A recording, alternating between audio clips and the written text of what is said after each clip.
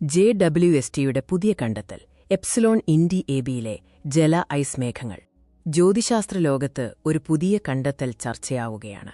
വിദൂരമായ exoplanet അന്തരീക്ഷത്തെക്കുറിച്ചുള്ള ഈ പഠനം അതിപ്രധാനമാണ്. ജ്യോതിശാസ്ത്രജ്ഞർ വിദൂരഗ്രഹങ്ങളെക്കുറിച്ചുള്ള പഠനത്തിൽ ഒരു പുതിയ വഴിത്തിരിവ് കണ്ടെത്തിയിരിക്കുന്നു.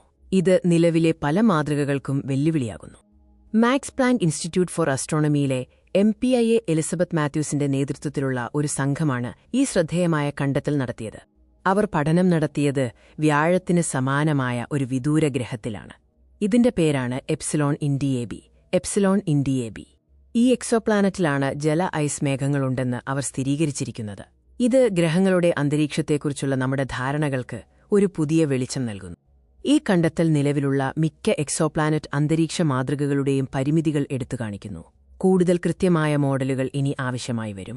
ഈ നിരീക്ഷണ രീതിക്ക് എക്സോപ്ലാനറ്റ് ഗവേഷണത്തിൽ വലിയ പ്രാധാന്യമുണ്ട്. ഒരു ഭൂമിയുടെ അനലോഗ് കണ്ടെത്താനുള്ള യാത്രയിലെ ഒരു നിർണായക പടിയാണിത്. എക്സോപ്ലാനറ്റ് ഗവേഷണത്തിന്റെ പ്രധാന ദീർഘകാല ലക്ഷ്യം അടുത്ത ദശകങ്ങളിൽ ഒരു എക്സോപ്ലാനറ്റിൽ ജീവന്റെ സാന്നിധ്യം കണ്ടെത്തുക എന്നതാണ്. 1995 മുതൽ 2022 വരെയുള്ള ആദ്യഘട്ടത്തിൽ ജ്യോതിശാസ്ത്രജ്ഞർ കൂടുതൽ എക്സോപ്ലാനറ്റുകൾ കണ്ടെത്താൻ ശ്രദ്ധിച്ചു. പരോക്ഷ രീതികളിലൂടെ പിണ്ഡം, വ്യാസം തുടങ്ങിയ വിവരങ്ങൾ ശേഖരിച്ചു.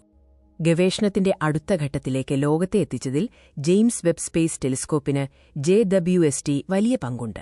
2022-ൽ JWST പ്രവർത്തനം ആരംഭിച്ചതോടെ എക്സോപ്ലാനറ്റ് ഗവേഷണം രണ്ടാം ഘട്ടത്തിലേക്ക് പ്രവേശിച്ചു.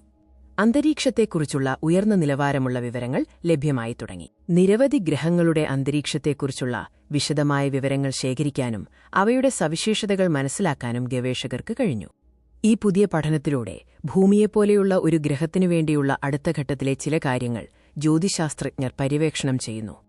JWSTയിൽ നിന്നുള്ള വിവരങ്ങൾ വിസ്മയകരമാണെങ്കിലും നമ്മുടെ സൗരയൂഥത്തിലെ വ്യാഴത്തിന് സമാനമായ ഗ്രഹങ്ങളെ പഠിക്കുന്നത് ശ്രമകരമാണെന്ന് തെളിയിച്ചിട്ടുണ്ട്.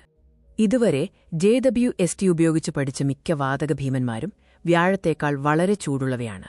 കാരണം അവ താരത്തോട് കൂടുതൽ അടുത്ത് സ്ഥിതി ചെയ്യുന്നു. മാത്യൂസും സഹപ്രവർത്തകരും ഉപയോഗിച്ചത് വ്യത്യസ്തമായൊരു സാങ്കേതിക വിദ്യയാണ്. ഇത് വ്യാഴത്തിന്റെ അനലോഗിനെക്കുറിച്ച് പഠിക്കാൻ സാധിക്കുന്ന ഏറ്റവും അടുത്ത നിരീക്ഷണമാണ്.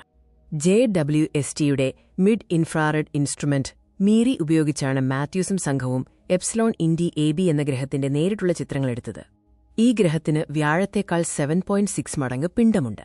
എന്നാൽ അതിന്റെ വ്യാസം നമ്മുടെ സൗരയൂഥത്തിലെ വ്യാഴത്തിന് ഏതാണ്ട് തുല്യമാണ്. ഈ പഠനം ഭാവിയിൽ കൂടുതൽ തണുത്തതും ഭൂമിയോട് സാദൃശ്യമുള്ളതുമായ ഗ്രഹങ്ങളെ കണ്ടെത്താൻ സഹായിക്കുമെന്ന് പ്രതീക്ഷിക്കുന്നു.